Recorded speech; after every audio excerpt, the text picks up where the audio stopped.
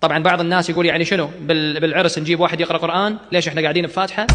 البعض شو يقول هي ليلة بالعمر، هي ليلة بالعمر خلونا نستانس فيها. يطلعون السيارات ومشغلين الأغاني على أعلى صوت، والله شنو قاعد نزف المعرس.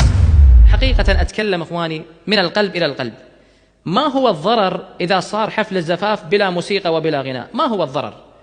ما تريد تجيب قرآن لا تجيب قرآن، ما عندنا قرآن بركة وخير، لكن تقدر تجيب واحد مداح، مدائح أهل البيت عليهم السلام، يقرأ أبيات جميلة.